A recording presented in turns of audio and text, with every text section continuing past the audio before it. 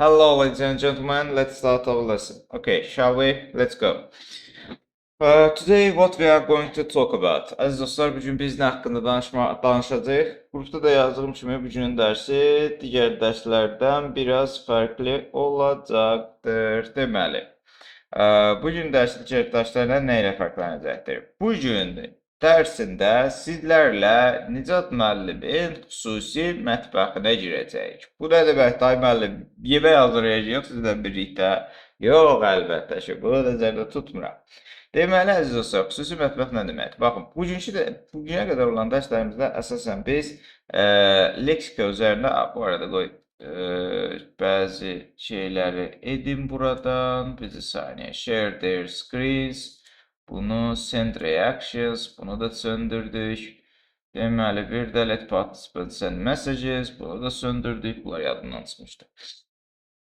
Getdik. Uşaqlar, bu günə qədər olan dərslərimizdə bizim əsas işimiz nədən ibarət idi? Xatırlayaq ki, bu günə qədər olan dərslərimizdə biz sizlə ingilis dili leksikası üzərinə fokuslanırdıq. İngilis dilinin leksikasında xüsusi sizə ifadələr olsun, gündəlik həyatdan sözlər olsun, bunları öyrətməyə çalışırdım. Bəs bugünkü dərsin fərqi nədən ibarətdir? Bugünkü dərsin fərqi ondan ibarət olacaqdır ki, əziz dostlar, deməli, bir saniyə bir nəfəri mikrofonu açıqdır, bağladıq. Bugünkü dərsin fərqi ondan ibarət olacaqdır ki, biz sizinlə ingilis dilində ümumi cümlə necə qurulur, bunun haqqında tanış olacağıq. Bəli, cümlə necə qurulur. Burada mənim daha öncə dərslərimdə iştirak edən əziz tələbələr, dostlar, yoldaşlar və verilişimizin sadiq qonaqları artıq mənim biraz reseptim barəsində kifayət qədər məlumatlıdırlar. Bu adətən bizim premium dərslərimizdə, yəni ödənişli dərslərimizdə verilən reseptdir. Amma o reseptdən biraz bugün sizin üçün də biraz yemək hazırlayacaq. Görəcəksiniz ki, Nicat müəllim nəyi nəzərdə tutur. Deməli, gəlin başlayaq əziz dostlar. Görək lisan-ı ingilisdə, yəni ingilis dilində cümlələr necə qurulur və bizdə bu cümlələrin qurulma məntiqi nədir? Əziz şagirdlərim, bir çoxunuz cümlə qurarkən, bir çoxunuz mənə yazırsınız. Nicat hoca, məndə esse yazmaqda ciddi problem var. Bunun üçün mən neyniyim, nağarım, necə eləyim?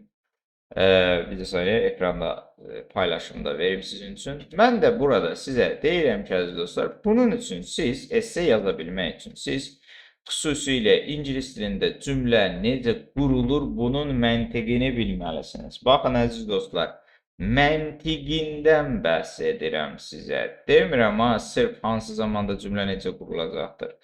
Bu elə bir məntiqdir ki, bu məntiqi mənimsəsəniz, əmin olun ki, ingilis dilində rahat bir şəkildə bütün zamanlarda cümlə quracaqsınız. Bundan sonra sizin öhdənizə düşən məsələ ingilis dilinin zamanlarını mənimsəmək olacaqdır. Deməli, lisan-ı ingilis, yəni ingilis dili əziz dostlar, bizdə swamped sistemini mənimsəyir. Swamped sistemi nə deməkdir? Ay müəllim, bu nədir?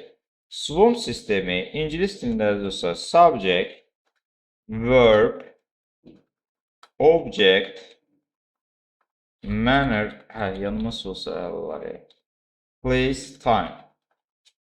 Place və time. Əziz dostlar, baxın bu sistemdir. Ay müəllim, bu nədir? Siz Allah oraya yazmışsınız. Gəlin, baxalım görəyim bunlar nədir. Subject dediyimiz şey, əziz dostlar, mübtədadır. Birinci bir dənə cümlə yazmaq ki, Azərbaycan dilində. Deyək ki, tutaq ki, uzun bir cümlə də olsun özdə. Deyək ki, Samirə hər axşam evdə tək başına kitab oxuyur. Deyək ki, bir ağıllı qızımız var Samirə adlı və hər axşam evdə tək başına kitab oxuyur. Deməli, belə bir cümləni qurmaq istəyirik əlbəttə ki. Bu cümləni qurmaq üçün biz nə edəcəyik dostlar? Müəllim, bu cümlənin harasından başlayıb? Mən neyniyim? Bu cümləyə necə giriş eləyib? Bəzi tələbələrimiz neyniyir? Baxın. Ən böyük etdiyiniz səhvlər nədən ibarətdir? Götürürsünüz, belə edirsiniz. Samirə, tutaq ki. Sonra, Samirəni qoydum. Hər axşam nə idi? Every evening qoydum. Evdə nə idi? At home-u qoydum. Tək başına nə idi? Alonu qoydum. Kitab nə idi? E-book idi, qoydum. Oxumaq nə idi? Read idi, qoydum. Götürür sözləri başdan ayağa sona qədər yazmağa çalışırsınız. Sanki ingilis dilində Azərbaycan dili sözlərini başdan ayağa düzməklə siz yeni bir belə deyim, dil öyrənə biləcəkmişsiniz kimi. Əziz dostlar, ingilis dili Azərbaycan dili kimi sözlərin düzülməsi, yəni Azərbaycan dili kimi deməyim də, Azərbaycan dilindəki söz sırası kimi sözlərin düzülməsi ilə qurula bilən bir dil deyildir, əziz dostlar. İngilis dilində siz söz öyrənmək istəyirsinizsə, sözləri götürüb belə arxa-arxaya düzməklə bu dili öyrənə bilməyəcəksiniz, cümlə qura bilməyəcəksiniz. Bunun üçün yuxarıdakı SWOT sistemini mənimsəməlisiniz. SWOT sistemindən başlayırıq. Birinci subject. Deməli, mübtada əziz dostlar. Subject dediyimiz şey mübtadadır. Yəni cümlədə kim, nəyi, necə edir bunu bildirməyə çalışır. Kim eləyir əziz dostlar burada edən? Əlbəttə ki, burada edən Samirədir. Samirəni götürdük, önə atdıq. Kimsə nəsə demək istəyir, buyursun. Mən başdan sözünüzü kəsirəm. Siz ekranda nəsə yazırsınız, görsənmir yəni. Sizdə ekran görsənmir hal-hazırda. Əziz şagirdlərim, sizdə də ekranım görsənmir mənim. Görsənir.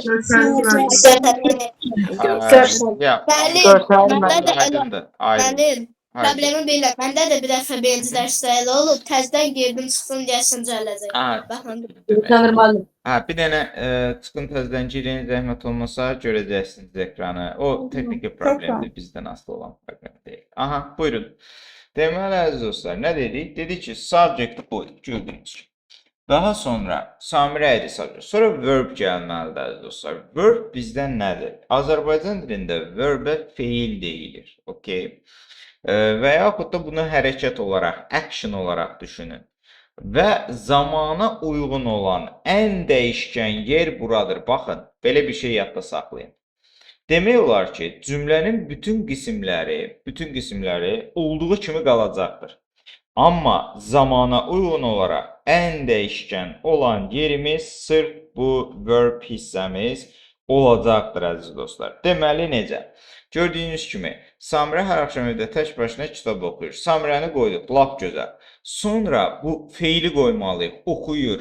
Buradan yenə deyirəm, bu artıq zamanlarda keçiləcəkdir. Var hal-hazırda oxumaq, o present continuous hesab olunur. Var hər gün təkrarlanaraq oxumaq, o present simple hesab olunur. Var oxudu keçmiş zaman, o past simple hesab olunur və s. və ilə axır. Bunu artıq dənə zamanlarda keçəcəyik. Amma burada əsas məntiqini anlamaq. Yenə deyirəm, burada məntiqini anlamaq üçün burada dair. Buradakı feil qismimizi bura qoyacağıq əziz dostlar. Read, oxuyur cümləsini biz buraya qoyduq. Daha sonra bizə obyekt lazımdır. Obyektimiz nədir? Obyektimiz əziz dostlar kitabdır. Obyekt nədir Azərbaycan dilində? Tamamlıqdır. Nəyi oxuyur? Nəyi sualına cavab vermək üçün istifadə etdiyiniz bu yaraşıqlı cümlə üzvünə tamamlıq deyilir əziz dostlar. Və bu deməli biz tamamlığı götürürük, bura qoyuruq. Deməli, e-book bir dəqiqə, Şirin babadan çıxardım rəngini. Aha, deməli, Samirə reads a book. Samirə kitab oxuyur. Yəni, bizdə nə deyirik? Biz Azərbaycan dilindəki cümlə qurma vərdişlərini görürsünüz, fərqini görürsünüz əziz dostlar. Azərbaycan dilində birinci cümlə qurmaq üçün feili başa qoyuruq, mübtədanı başa qoyuruq. Yəni, Samirə oxuyur, elə deyilmi? Samirəni başa qoyuruq. Daha sonra ortaya ikinci dərəcəli üzvləri əlavə edirik. Hər axşam, evdə, tək başına, kitab, ikinci dərəcəli üzvləri ortaya əlavə edib düzəndən sonra biz nə edirik? Oxuyur sözünü qoyuruq. Yəni ki, feilimizi qoyuruq. Amma ingilis elə demir. İngilisin düşüncə tərzi necədir? İngilis deyir, ən vacib məqamı mənə ən öndə denə. Yəni nədir? Samirə oxuyur. Qoydumu önə bunu? Daha sonra ikinci dərəcəli üzvləri düzməyə başla. Nə oxuyur? Kitab oxuyur, e-book. Daha sonra nə zaman oxuyur? Yox, nə oxuyur dedik, obyekti qoyduq. Manner var orada. Manner nə deməkdir? Tərz hərəkət zərfidir əziz dostlar. Necə nəzir oxuyur, qaça-qaça oxuyur, uça-uça oxuyur, tək başına oxuyur, hamı ilə yığışıb ordu şəklində oxuyur. Nə edir? Oxuyur nədir? Tək başına oxuyur da, elə deyilmi? Alone, manner'ı qoyduq yerinə əziz dostlar. Place, yer, Harada oxuyur? At home, evdə oxuyur. Fikir verirsiniz, cümlə üzvlərini düzgün şəkildə düzürük. Nə zaman oxuyur? Hər axşam oxuyur. Every deməli evening. Gördüyünüz kimi bu uzun və çətin cümləmiz Samira hər axşam evdə tək başına kitab oxuyur cümləsi. Əgər düzgün yanaşma ilə yanaşılsa, Samira reads a book alone at home every evening kimi rahat bir şəkildə cümlə olaraq əldə etmiş oluruq. Rahat bir şəkildə qururuq. Düzdür, burada indi buradakı every eveningdir, place'dir, time'dır. Bəzən cümlənin önündə də gələ bilər və vergüllə də ayrıla bilər cümləmizdən. Amma ən yaraşıqlı və düzgün forması onların cümlənin bax bu qurduğumuz sistemində gəlməsidir. Bəs müəllim, nəyə görə verbi xüsusi Şirin baba kimi rəhləmisiniz? Çünki əziz dostlar, mən bu cümləni götürüb başqa bir zamana qoysam, məsəl üçün oxuyur deməyək, deyək oxudu deyək. Və oxudu deməyək, oxuyacaq deyək. Oxuyacaq. Hər axşamı da silirik, yerinə nə qoyuruq? Bu axşam. Elə deyilmi? Bu axşam. Tutaq ki, yeni bir zaman yaratdıq da, gələcək zaman yaratdıq. Bəs bu zaman nə olacaq? Siz artıq bunu zamanları əzbərləmədə biləcəksiniz ki, bu feature simple'dır və yaxud da to be going to cümləsi də ola bilər. O baxır cümləmizdən hansıdır bizim əziz dostlar. Bunlardan biridir. Siz bunu anlayacaqsınız. Avtomatik onu anlayandan sonra nə edəcəksiniz? Onu anlayandan sonra siz götürürsünüz. O, həmin cümləni olduğu kimi qurursunuz. Bax, read hissəsini qurmuram. Bax, read hissəsini boş buraxdım hələ ki. E-book, baxın. Alone, at home, hər şey qoydum. Bu, hər axşam yerinə nə qoydum? Bu axşam qoydum. Bircə dənə dəyişənim nə oldu burada? Zamanı bilərək, mən burada oxuyuru edirəm oxuyacaq. Will read. Will mənə gözəl yazdım. Will read yazdım. Gözləyin. Aha. Fikir verirsiniz, nə görürük burada əziz dostlar? Burada görürük ki, cümlənin məntiqi olduğu kimi qalır. Sadəcə zamana uyğun olaraq gördüyümüz kimi biz feillərimizi, actionlarımızı dəyişirik əziz dostlar. Bu bizim ingilis dilində ən çox istifadə olunan SWOM sistemimiz. Subject, verb, object, manner, place, time. Amma bir məsələ də mövcuddur. Bu sistem bizim yeganə sistemimiz deyildir əlbəttə ki. Bizim başqa sistemlərimiz də vardır. Əmr cümləsinin özünün başqa sistemi vardır. Məsəl üçün, əmr cümləsinin sistemi necədir? Əmr cümləsinin sistemi verb, deməli, object, manner, place, time'dır. Object, manner, place, time. Place, time. Düzdür, önündə və arxasında necə deyərlər, please sözü gələ bilər. Əmr cümlələri feillə başlayır. Fikir verin, formulanı gördünüz. Məsəl üçün, mən deyirəm ki, come home early today. Bir dənə bu cümləyə gəlin baxalım. Come bizim, əziz dostlar, nəyimiz oldu? Verbimiz oldu. Gəl. Fikir verirsiniz, özü verb one-la başlayır hər zaman. Sonra, hara gəlsin, yəni yönləndirmə haradır, obyektimiz haradır əziz dostlar? Manner. Burada obyektimiz home'dur. Bəzi şagirdlərimiz sanki düşünür ki, burada home bizim place'imiz də yox, yer deyil əziz dostlar. Burada yönləndirir. Tamamlıqdır bu. Sonra early. Necə nəcür gəlsin? Okey. Bir saniyə, oy. Necə nəcür gəlsin? Erkən gəlsin, manner.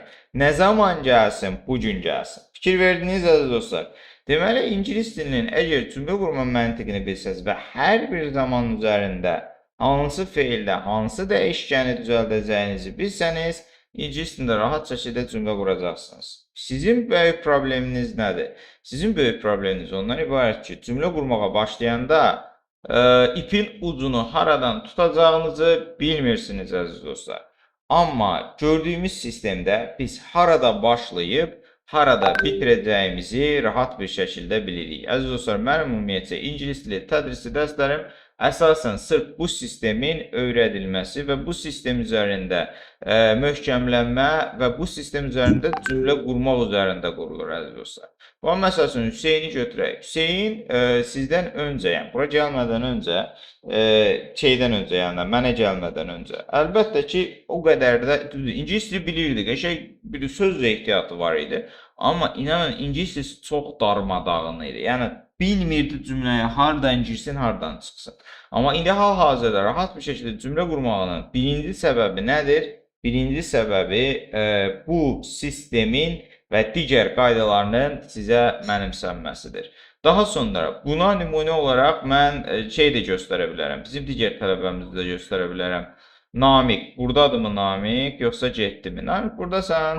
Getdi. Okay. Bax Namik. Məndən əvvəl abituriyentə nə qədər gedib ingilis dilini bilirdi. Amma Namik, sən bu sistemi, SWOM sistemini mənimsəyəndən sonra danışmağa başladın, xatırlayırsansa.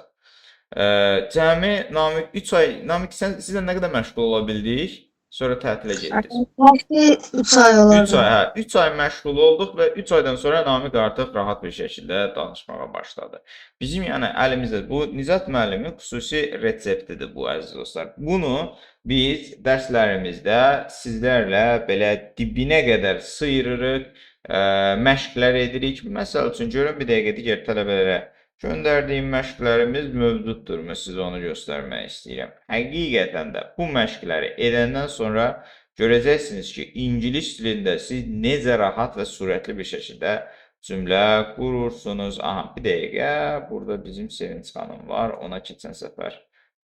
Baxın, məşqlərimizdəndir. Görürsünüz, dostlar, cümlələr yazılır və həmin sistemlər üzərində məşqlər edirik.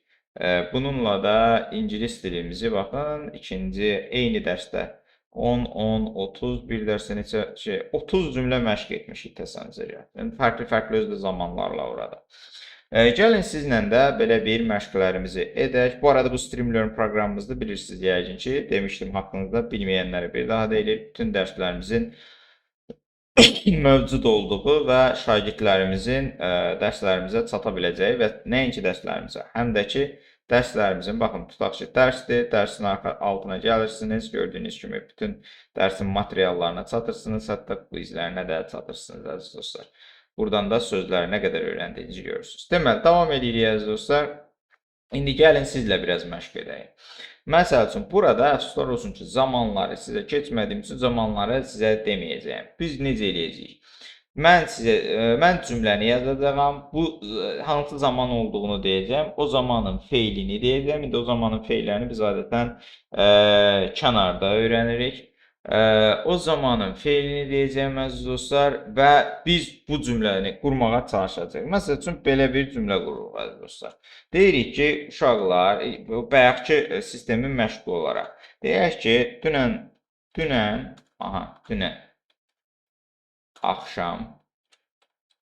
axşam saat 6-da uşaqlar deməli həyətdə oynayırdılar. Əziz dostlar, belə bir cümlə gördünüz. Siz bunu dərhal ingilis dilinə çevirməyə, nə oldu, yesterday, axşam saat, belə eləməyin. Birinci nə edirsiniz? Zaman təyin olunur. Zamanımız nədir? Past continuous'dur, əziz dostlar. Çünki niyə? Hərəkət keçmiş zamanda davam etməkdədir. Elə deyilmi? Keçmiş oynayırlar. Oynadılar demədik. Oynadılar desədik. Past simple olardı. Oynadılar, oldu, bitdi, çıxdı, getdilər evlərinə. Amma biz burada nə deyirik? Oynayırdılar deyirik, əziz dostlar. Yəni, hərəkət keçmiş zamanda müəyyən bir müddət davam eləyirdi, əziz dostlar. Tamam, hərəkətin keçmiş zamanda müəyyən bir müddət davam etdiyini dediyimiz bu zamanı biz necə quracaq?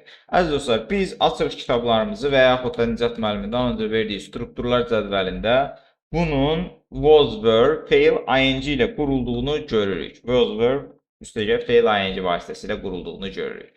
Bu bizim daha öncədən edildiyimiz bilgi olmalıdır və bunu da dərslərimdə mən şagirdlərimə bir-bir hamısını göstərirəm, əziz dostlar. Sonra nə edirik? SWOM sistemi üzrə qururuq. SWOM sistemimizi bir dənə aşağıdan yazırıq. Nə idi? Subject, verb, object, manner, place, time. Subjecti birinci qoymalıyıq. Subjectimiz nə idi, əziz dostlar? deməli, subjektimiz bizim mübtədamız idi, elə deyilmi? Oynayan kimdir əziz dostlar? Uşaqlardır. Baxın, mübtədanı necə tapacaqsınız? Oynayırdılar. Sual verirsiniz, Azərbaycan dilində olduğu kimi kim oynayırdı? Uşaqlar oynayırdı. Deməli, uşaqları götürdüm, qoydum önə. Fikir verirsiniz, Azərbaycan dilində olduğu kimi elə dünəndən başlamadım. Yəni, götürüb olduğu kimi yerinə qoymadım. Neynədir? Mən fərqli bir yöntəmlə, xüsusi əlimdə bir yöntəm var. O vasitəsilə həll edirəm mən məsələni. The children önə qoydum. Daha sonra əziz dostlar, əmizarlardan birini yerləşdirməliyəm. Yox, was were-dən birini yerləşdirməliyəm. Çünki niyə? Mənim verb hissəm gəlir. Verb nə deməkdir? Feil deməkdir.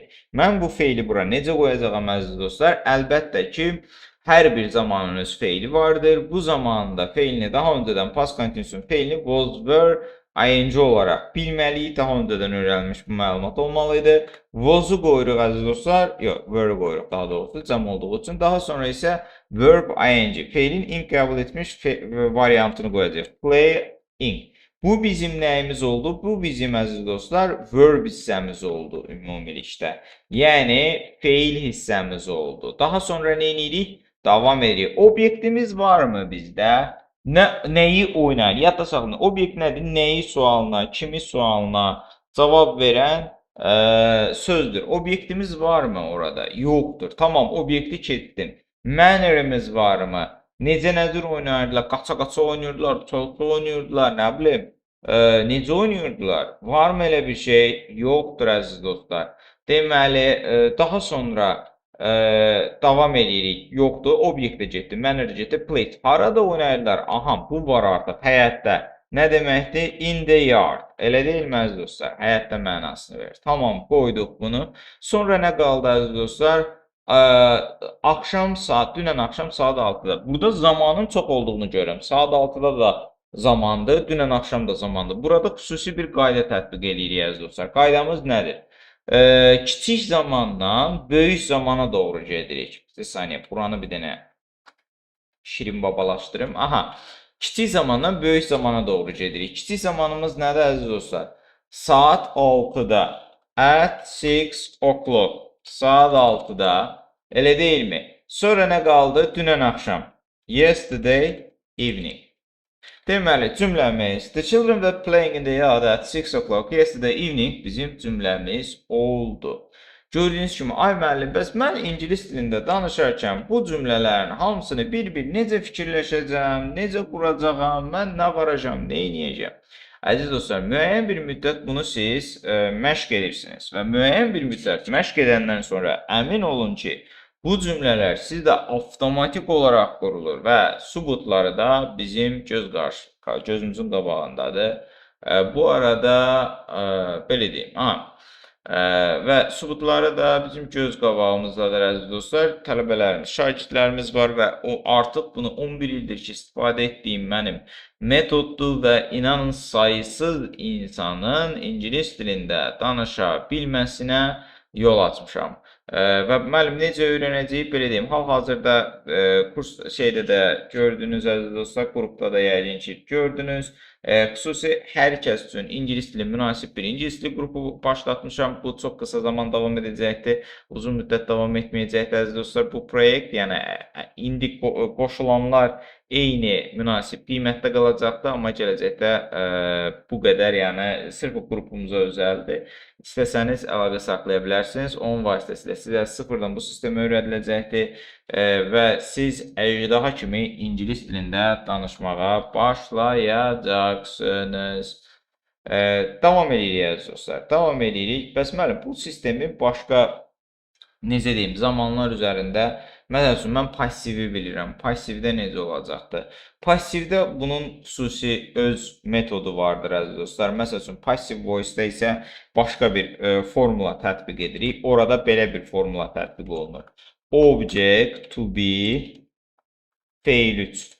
Belə bir formula təyin olunacaqdır. Sonra manner, place, time əgər varsa qoyulur. Gəlin bir də nümunəsinə baxaq. Deyirəm ki, məsəl üçün, deməli, burada hər il yeni bir tədbir keçirilir. Aha. Burada hər il yeni bir tədbir keçirilir cümləsini görürük əziz dostlar. Tamam, bu cümlənin ingiliscəsində indi çevirməliyik. Birinci bunu anlamalıyıq ki, bu cümlənin mübtədası yoxdur.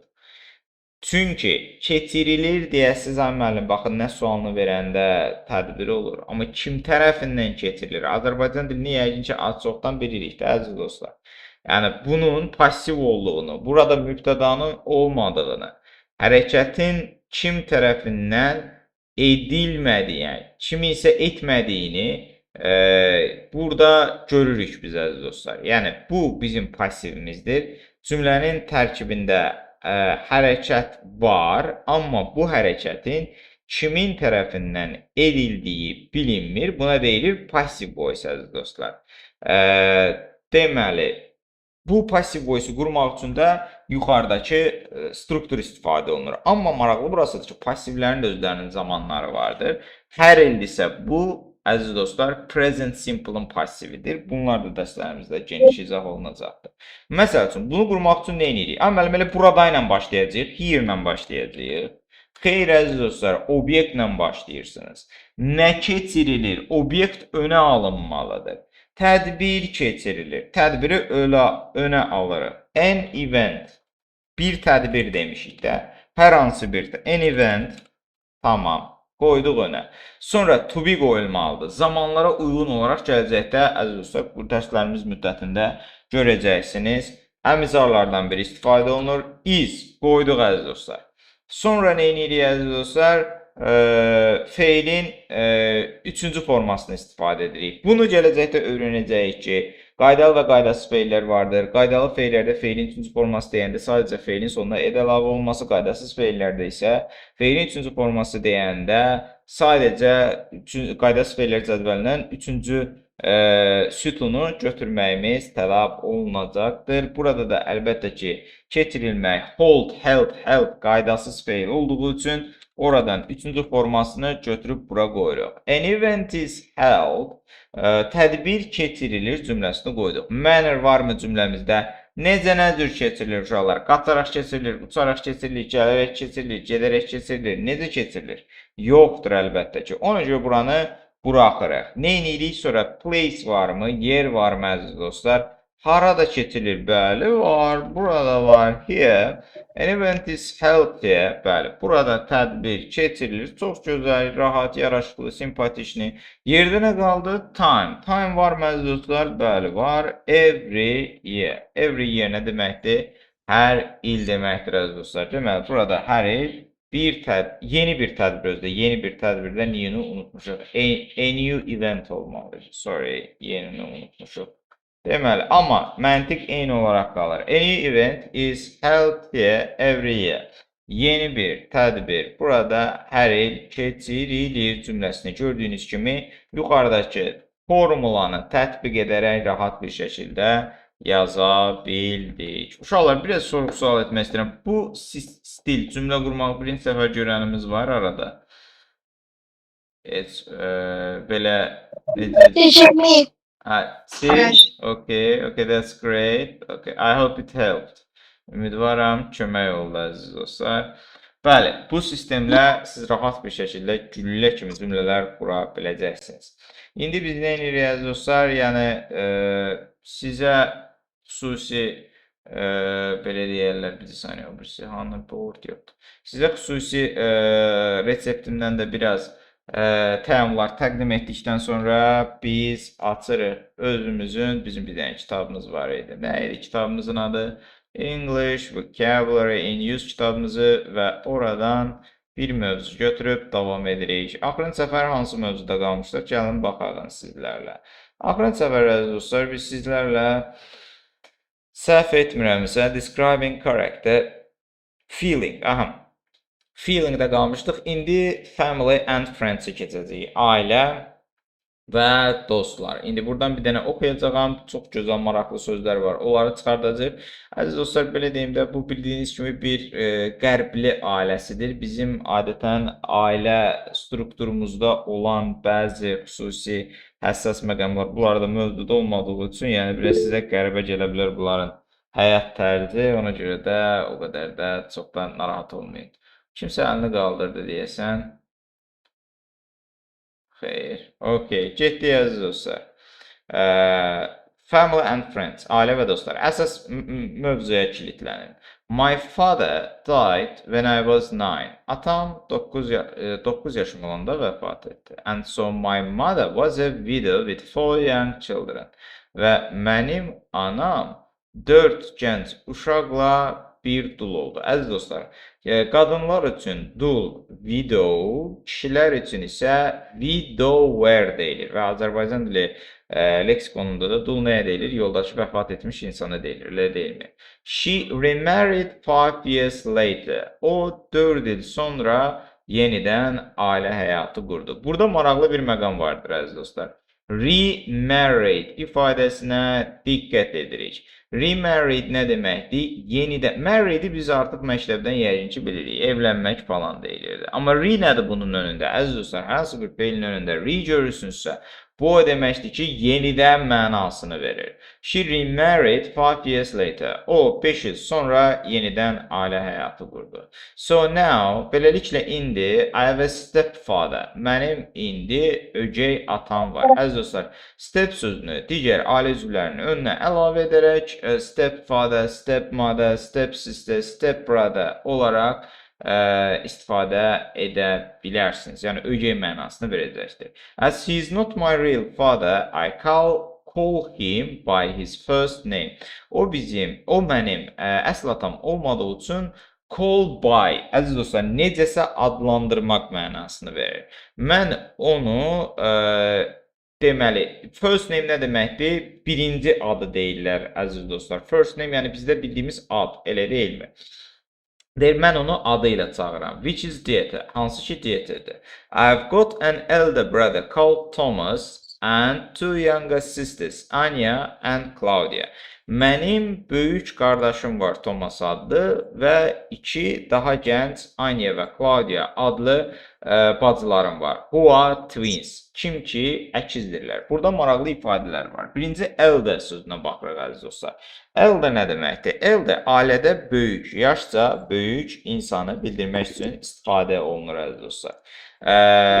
Deməli, bu yadda saxlayın, sifətin müqayisə dərəcəsində deyil. Əgər abituriyentsinizsə və sifətin müqayisə dərəcəsi testlərini həll edirsinizsə, bu sifətin müqayisə dərəcəsində deyildir, okey? Yəni, sifəti nəyə görə bunu deyirəm? Çünki elderdən sonra dən istifadə olunmaz. Gələcəkdə bunu abituriyent olanda görəcəksiniz.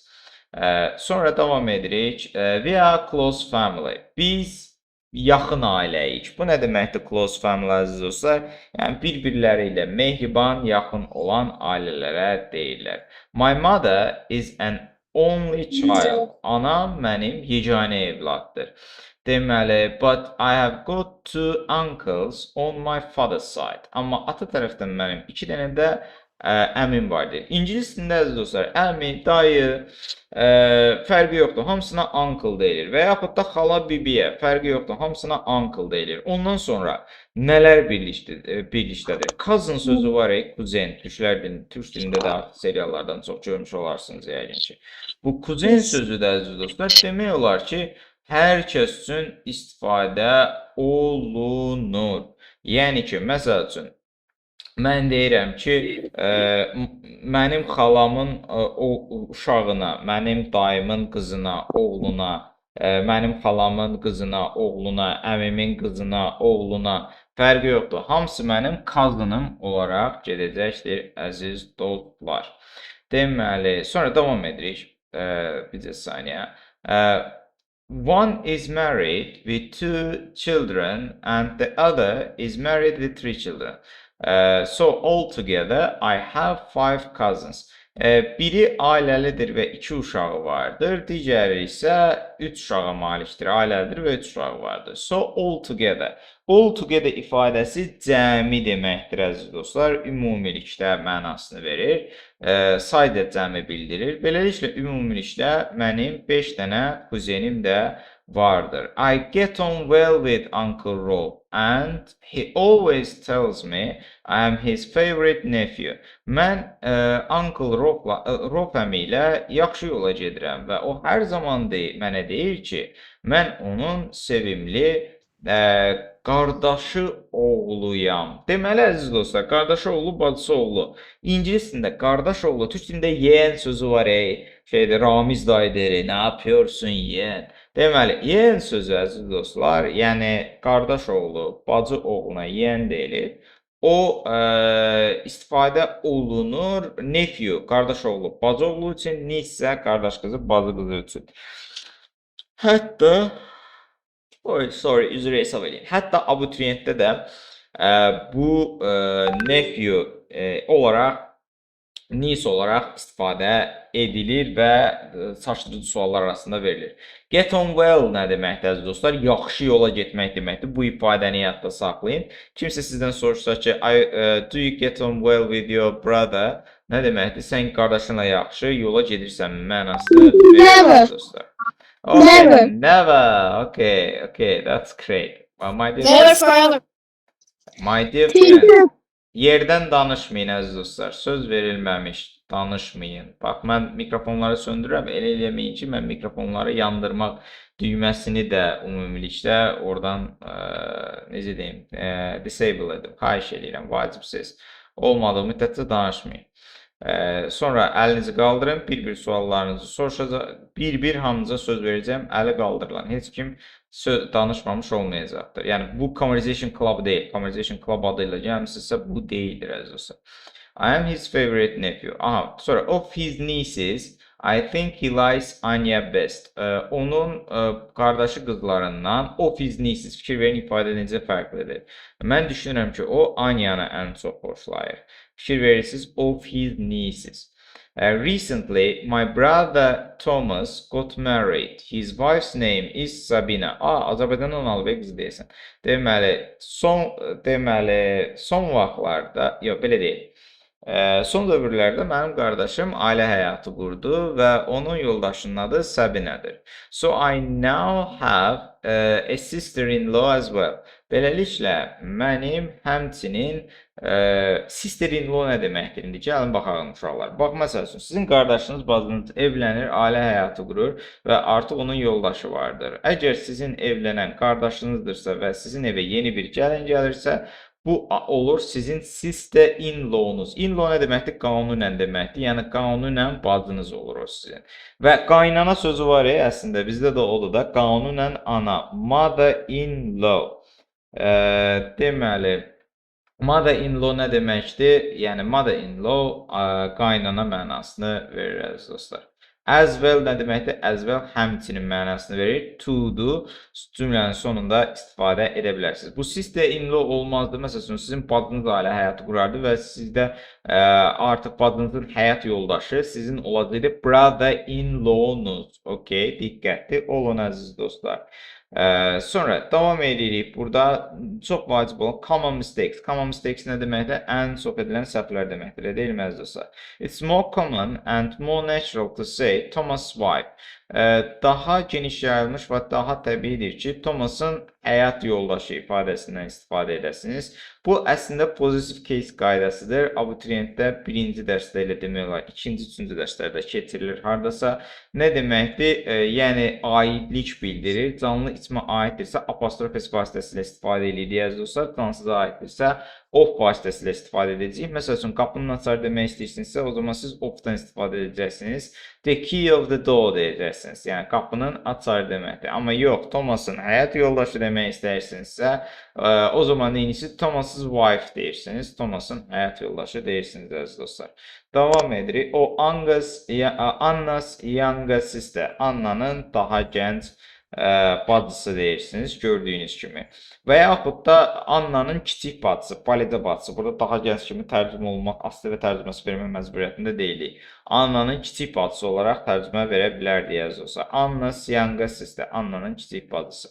Friends, dostlar. Gəlin görək dostlara aid hansı ifadələrimiz gündəlik həyatda mövcuddur və qarşılaşa bilərik. My best friend is Florian. Mənim ən yaxın dostum Floriandır. An old school friend. Köhnə məktəbli dostdur. We got to know each other when we were in the same class at school. Get to know, got to know each other nə deməkdir əziz dostlar? Get to know, got to know each other bir-birini tanımaq mənasını verir əziz dostlar.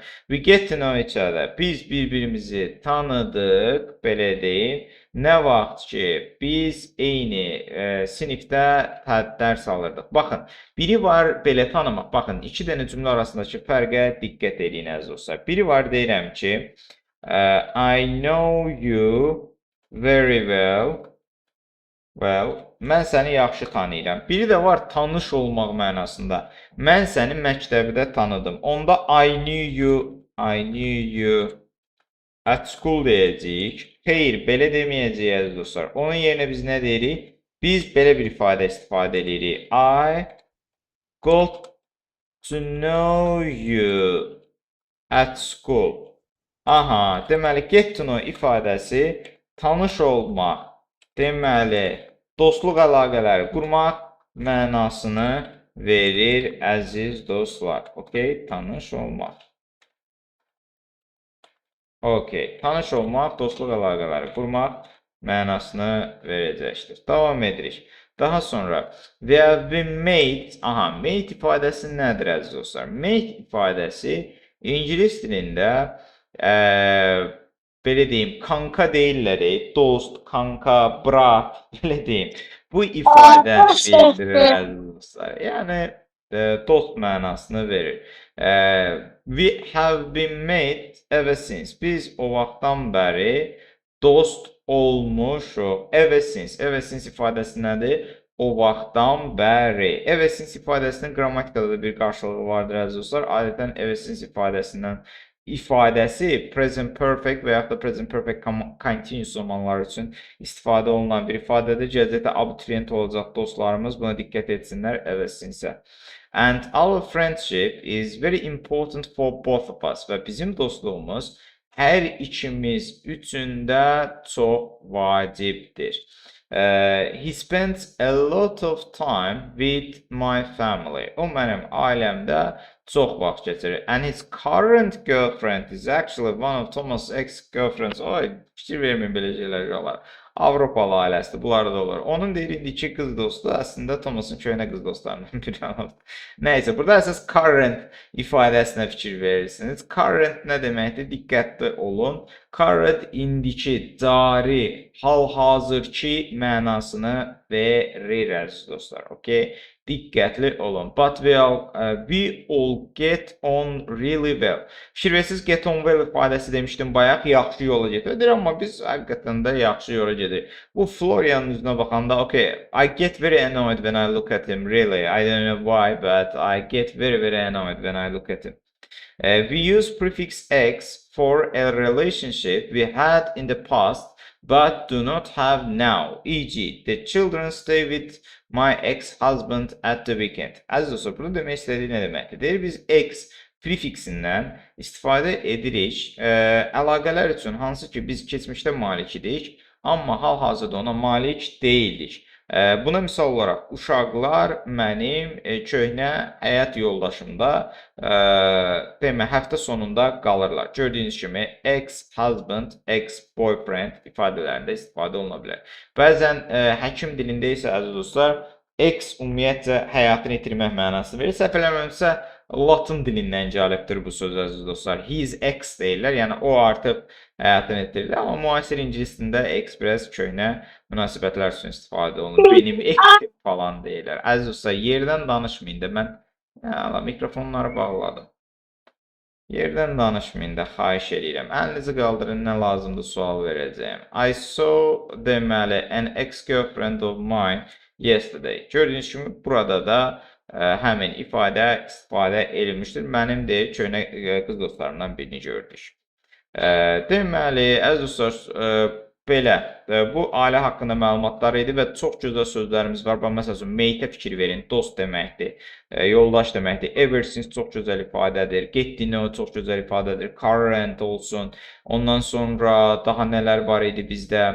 All together, yəni birlikdə cəmi, nephew-dur, niece-dir, get on well with-dir, sonra re ilə olan ifadələr olsun, step ilə olan ifadələr olsun, in-law ilə olan ifadələr olsun, əziz dostlar, gündəlik həyatınızda. Sonra elder ilə olan ifadələr olsun, elder brother, elder sister, elder-in əksi nədir? Younger brother, younger sister, widow, widower. Yəni gündəlik həyatda ailə haqqında danışanda sizin çox istifadə edəcəyiniz bunlar ifadələrdir, əziz dostlar. İndi deyin görün, buralara aid, ya ümumiyyətlə ingilis dilinə aid və yaxud nəsə aid sualınız varsa, buyurun əlinizi qaldırın, sualınızı alım, suallarınızı cavablandırın, əziz dostlar. Bu arada onu da bildirim ki, bu arada fikrinizi almaq istəyirdim, əziz dostlar. Aranızdan kimdir, bir dəqiqə mikrofonları açmağa icazə verirəm. Aranızdan kim hekayələrlə ingilis dili rubrikamıza baxır, əziz dostlar? Heç baxanınız var aranızda? Me. Oh, okay, that's great. Okay, do you enjoy it? Hoşuna gəlir? Yes, but you are speaking. You are speaking this story very Cut, do you want? no very scary, but my skills yours stories is not scary. I read in very hard books or very scary. Okay, Sorry. I understood. Thank you for your opinion. Okay, Sam, what about you? Do you watch them? Bahram olar ama bir daha İngiliz dilini açsam var ona. Yes, of course, my dear. Burada 5 sözler vardı, mate, friend, etc. Onlardan da bir de maraqlıdır. Mən İngilis necə olar demək, yaxın dost. Yaxın dost, yaxın close friend Close friend. Close-la deyilir, hə. Onu close-la istifadə edirik biz. Məsələn, he's my close friend, best friend-lə də deyil. Əgər ən yaxın dostdursa və məsələn, bu insan... Bir də arada deyirlər bestie. Hə, bestie, bəli, jargonda bestie də deyilir. Oh, he's my bestie, bəli, bəli. Bestie də istifadə olunur, tamamən haqlısan, eynən. Daha sonra davam edirik, kimsə əl qaldırır. Zəhra, buyur, əlinizi qaldırmışsınız. Salam benim Toros'ta mesela da bir yerli kala çevirmek için sadece apostrof koymalı değilik. Səsiniz çox gəlir, belə su altından gəlir, belə boğunuq gəlir. Bir dənə təzədən sualınızı eşitdim. Apostrof qoymalı deyilik, onu eşitdim. Öncəkini bir dənə deyin, zəhmət olmasa. Benim değilim ki. Əladır. Buyurun, belə sual, belə. Mikrofonunuzda bayaq nəsə var idi. Buyurun, belə də sualınız verin. Buyurun. Aslında biz onu yerlik halda istifadə etmək üçün, yəni Thomas'ı yerlik halda çevirmək üçün sadəcə apostrofdan istifadə etməli deyilik. Yerlik halda çevirmək üçün uşaqlar 2 yol istifadə oluna bilər. Bax, 3 yol hətta. Baxın, canlılar üçün apostrof, bəli, düzdür. Thomas'ız var, bəli. Belə düzdür. İkincisi yola baxın. Baxın. The wife of Thomas. Belə bir ifadə də mövcuddur ingilis dilində. Thomas. Okay. Sonu s ilə bitənlərdə uşaqlar adı nəzərdə tutursunuz. Sonu s ilə bitdiyi üçün. Sonu s ilə bitən adlarda apostrof və s təzdən istifadə olunur. Bu çünki adın kökünə aiddir bu. Abituriyent qrammatikasında da bunu deyirik ki, sırf bu sonu s ilə bitən addırsa, Thomas'dır, Dixons'dır, nə bilim, fərqli adlar var da ingiliscəsində sonu s ilə bitən soyadlar və adlar. Onlarda apostrof s istifadə olunur. The wife of Thomas'ız belə də deyilə bilər, əziz dostlar. 2 cür burada istifadə edə bilərsiniz. Yox, cansızdırsa, necə deyim, belə istifadə edirsiniz. Məsələn, the key of the house.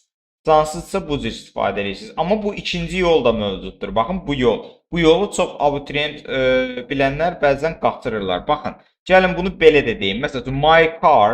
Baxın, bura bir dənə diqqət edin. My car, fikir verin. A car of mine. Fikir verin. Belə bir ifadə də mövcuddur. Bəli, canlılarda da of ifadəsi ola bilər. Amma ikinci tərəfində canlılarda of ifadəsi olanda ya apostrof s qoymalısınız xüsusi isim üçün, ya da xüsusi isim deyil, əvəzlikdirsə, siz onun əvəzliyin müstəqil formasından istifadə edəcəksiniz. Təşəkkür edirəm Zagirə. Buyurun, xoşdur. Daha sonra dostlar, buyurun sualınızı verə bilərsiniz. Yoxdur sualınızı görürəm. Aha, var. Rəfiqə xanım, buyurun. Mənim dərsə görə çox sağ olun, çox gözəl keçdi. Buyurun, Bir sualım olacaqdı. buyurun. Topuq sözü ilə əmi sözü ikisi də ingiliscəsində eyni səsləndirilir. Yox, ankle, uncle. Ankle, topuq. Bax, ankle, uncle, əmi. Ankle, uncle. Okay? Ehtiyatlı olun bunların səslənişinə. Okay, buyurun, xoşdur. Sonra əziz dostlar, var nəsə sualınız? Müəllim, əgər və ilə biz cümlə qurursa, o zaman vəni harda işlədirik? O nə deməkdir? Vəni baxırsınız, harda işlətmək istəyirsiniz. Əgər iki cümlə arasında, əgər sizin vəniz, belə deyim, vəyə aid belə bir qayda deyə bilərəm sizə. Əgər vəyə aid qurduğunuz cümlə iki dənə fərqli cümləni bir-birindən ayırırsa, o zaman iki cümlənin arasında iki cümlənin də inkar olmasına baxmayaraq istifadə edə bilərsiniz. Amma yox, və ilə qurduğunuz cümlə həmcins üzvləri bir-birindən ayırırsa, Thomas və Elvinin kuzenləri tutaq ki, o zaman siz həmcins üzvlər arasında istifadə etmək istəyirsinizsə, əgər vəni, o cümləni əsla və əsla inkarda istifadə edə bilməzsiniz. Vəyə aid belə bir qayda deyim, amma sizin sualınızı tam olaraq anladığımı deyə bilmərəm. Siz sualınızı dəqiqləşdirdinizsə? Birinci dediyinizi soruşurdum, elə başa düşdüm. Hə, başa düşdünüz? Hə, tamam. Əla. Çox gözəl. Sonra başqa. Buyurun. Oradan. Müəllim, biraz dərsə görə təşəkkür edirəm. Müəllim, cümlədə anda neçə dəfə istifadə etməliyik, yəni maksimum olaraq? Maksimum ingilis dilində 200 dəfə istifadə oluna bilər. Azərbaycan dilində bir dəfə istifadə olunandan sonra artıq ikinci ən məntiqsiz gəlir, amma ingilis dilində 2 dəfə, 3 dəfə istifadə olunduğunu görmüşəm özüm şəxsən. Azərbaycanda bu və bu deyib demirik də adətən. Bu, vergül, sonra sonuncu deyəcəyimiz şeyə və bu deyirik. Necə? Təşəkkür edirəm. Hə, buyurun, xoşdur. Sonra varmı sualınız? Yoxdur. Əziz dostlar, o zaman çox sağ olun dərsimizdə iştirak etdiyiniz üçün. Özünüzə müğayət olun o zaman. Təzə hekayəmiz də var, o hekayəni də dinləyin. Maraqlı hekayədir. Ruhları sevirsinizsə, ruhlara aid bir hekayədir. Deməli, bu Monkey's Paw-nu demirəm, amma təzəni deyirəm. O da maraqlı bir thriller janrında. Haunted Britain'da hekayənin adı. Baxa bilərsiniz. Sağ olun, salamat qalın əziz dostlar. Növbət dərsimizdə görüşmək ümidi ilə. See you next time.